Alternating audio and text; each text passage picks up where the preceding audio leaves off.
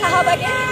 উনি আমাকে আরমান ভাই এবং মাসুদ ভাই, আপু ভাই কয়েকজন প্রতিনিধি ডেকে নিয়ে বোঝাচ্ছে সংশোধনের জন্য। তো সংশোধনের জন্য বোঝাচ্ছে ভালো কথা, ওই আরেকজন প্রতিপক্ষ নিয়ে আসছে থেকে। এরা কি করছে, এই সুযোগে আমাদের এই জুলাই 14 সংসদের ব্যানারের যা কার্যক্রম আমরা তুলে করছি পুরো ভাঙচুর করে দিচ্ছি। ইভেন আমার ভাই বোন এখনো হসপিটালে ভর্তি, আপনারা হয়তো গেলে দেখতে পাবেন। এখন অনেক ভাই আহত যারা কিনা হসপিটালে আছে। আমার প্রশ্ন একটাই, তারা আমাদের বলতেছে আমরা নাকি ভুয়া জুলাই যোদ্ধা।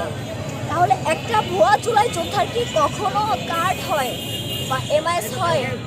আমরা যখন দেখতে চাই তখন তারা দেখাতে পারে না। 2 নম্বর কথা হচ্ছে, আমার গায়ে হাত আসে, আমার আরেক বোনের গায়ে হাত আসে। প্রশাসন থাকা সত্ত্বেও নারীর গায়ে হাত কেন আসবে, সেটা বড় একটা কথা।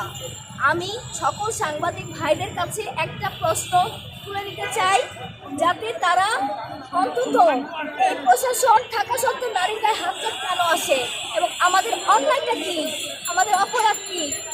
আমাদের এই 2 দিনের আমরা যে কার্যক্রম করেছি, এতগুলো মানুষ তাদের এই সময়টা যে দিয়েছে, এই মানুষগুলোর গায়ে যে হাত তুলেছে, আমরা আমাদের স্বৈরাচার অবশ্যই একটু আগে আমরা আমাদের স্বৈরাচার অলরেডি দেখে আসছি। আমাদের অলরেডি বোঝা হয়ে গেছে স্বৈরাচার এখনো দেশ থেকে পালায় নাই, স্বৈরাচার এখনো আছে। তাই আমি বলে দিতে চাই, আপনাদের কাছে ক্ষমা দৃষ্টিতে দেখবেন প্লিজ। আপনারা কেন এখনো এই প্রশিক্ষণ, এই প্রশাসনদের সামনেও নারীদের গায়ে হাত তুলে? ভাই অনেক লজ্জাজনক, অনেক লজ্জাজনক। আমরা সেফ না। নাম বলতে আমি ইচ্ছুক না, আমি একজন জুলাই যোদ্ধা।